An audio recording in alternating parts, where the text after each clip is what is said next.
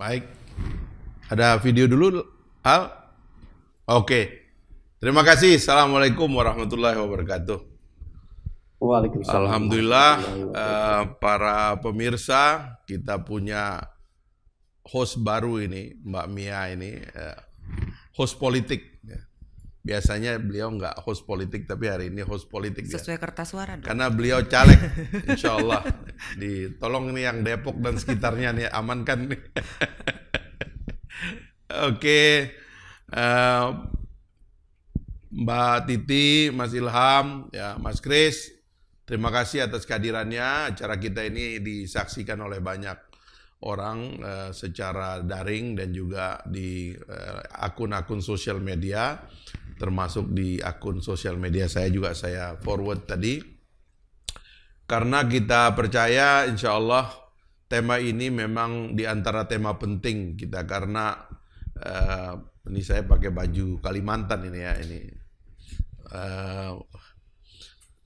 tema ini memang tema penting karena memang pemilu itu dalam demokrasi adalah di antara event yang paling penting dari negara demokrasi gitu. Kenapa dia paling penting? Karena pemilu selalu mendatangkan harapan baru.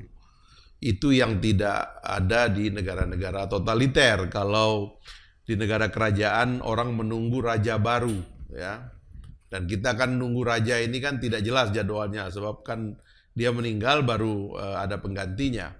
Seperti orang Saudi menunggu kapan Raja Salman mangkat diganti oleh Muhammad bin Salman, itu juga harap-harap cemas ya.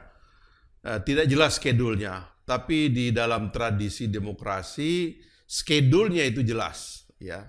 Itulah sebabnya sebetulnya di antara kenikmatan menjadi warga negara demokrasi itu adalah karena jelas kita ini mau kemana, kapan, dan sebagainya itu. Ada 3 hal paling tidak yang mendatangkan harapan kita. Pertama, kita sudah punya konstitusi baru yang memberikan harapan, karena konstitusi itu melindungi segenap warga negara, memajukan kesejahteraan umum, mencerdaskan kehidupan bangsa, membuat kita menjadi bagian dari warga negara dunia, dan kita terekspos secara terbuka. Kita nggak takut bergaul dengan dunia lain, gagah berani kita sebagai warga negara bangsa Indonesia.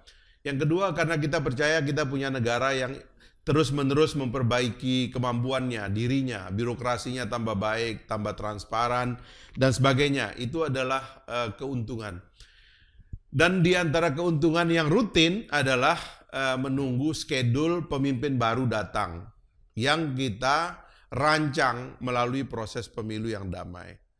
Bukan menunggu meninggalnya raja lalu munculnya raja baru, atau dalam tradisi lain negara militer menunggu kudeta diganti oleh pemimpin militer lainnya, tetapi adalah satu proses yang damai yang kita siapkan setiap 5 tahun sekali dalam tradisi kita.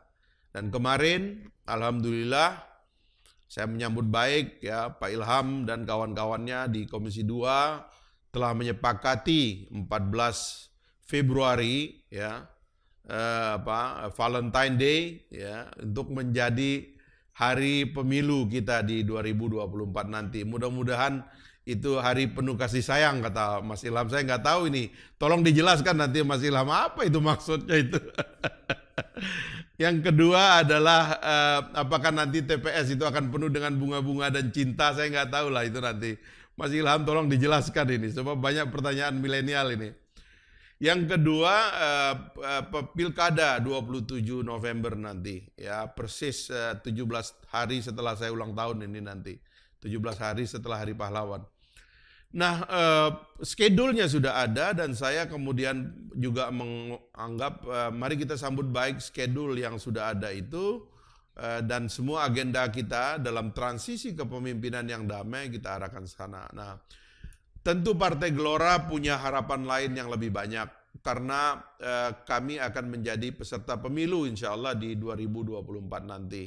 Kita berharap playing field-nya tambah baik. Kita berharap sejak awal sakwa sangka kita tentang pemilu ini tidak ada ya. Sayang sekali memang Mas Ilham nanti sudah bukan ketua KPU lagi gitu karena beliau kemarin tidak termasuk di dalam yang akan berkompetisi gitu ya.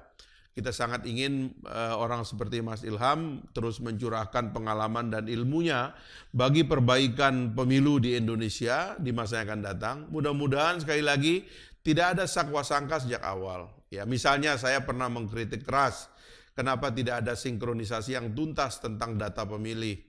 Kenapa pada hari-hari menjelang pencoblosan ada data-data daftar pemilih yang tidak bisa dijelaskan, yang belum sinkron dengan data Dukcapil dan sebagainya.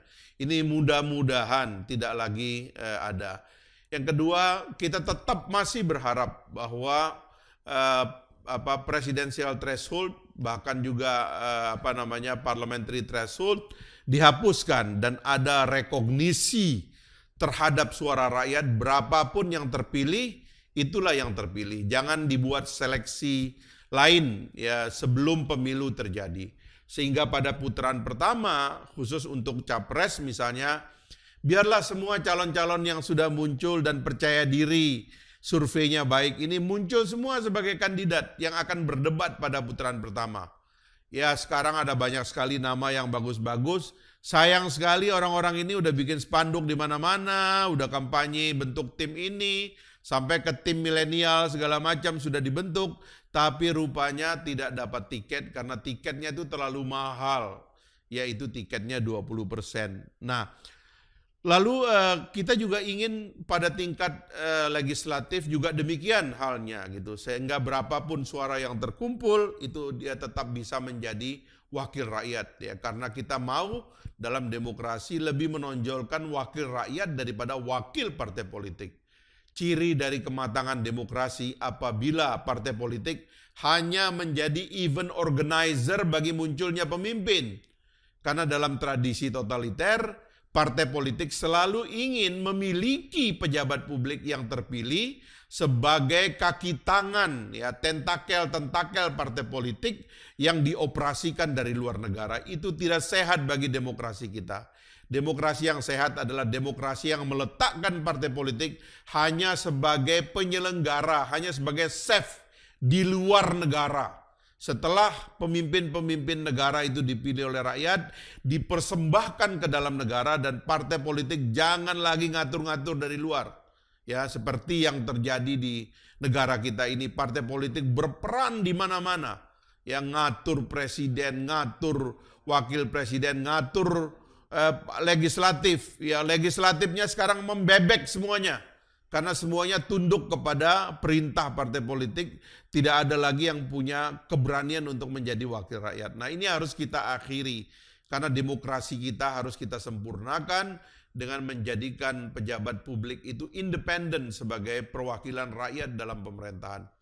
Nah, hal-hal inilah yang sebenarnya ingin kita perbaiki ke depan. Memang ada banyak perubahan sistem yang mungkin sudah tidak bisa diubah, ya seperti saya mengusulkan agar sistem distrik itu lebih dikedepankan karena itu akan menyebabkan perwakilan itu lebih real, ya, sehingga bau partai politik pada seorang wakil rakyat itu agak dikurangi ketika mereka harus bertempur di lembaga-lembaga perwakilan. Karena gini seharusnya, hubungan antara partai politik dengan yang dipilih itu harusnya adalah hubungan ideologis, hubungan pengetahuan, hubungan ide dan pikiran, bukan komando struktural. Setelah seorang pejabat masuk negara, strukturnya dalam negara. Jangan ada struktur di luar negara yang ngatur-ngatur mereka lagi. Nah, itu yang menurut saya menjadi ciri dari negara demokrasi. Kalau kita berbicara negara totaliter seperti di China, ya China itu nggak ada anggota legislatif, semuanya anggota partai. Ya kan, sekjen partai menjadi presiden republik, ya kan, ketua DPW menjadi gubernur, ketua DPD-nya itu menjadi wali kota dan bupati dan seterusnya sampai ke tingkat bawah. Jadi tidak ada struktur negara. Pada dasarnya itu adalah struktur otoriter daripada partai politik yang dikendalikan oleh satu orang atau segelintir orang. Nah, hal-hal inilah yang ingin kita lihat ke depan, ya.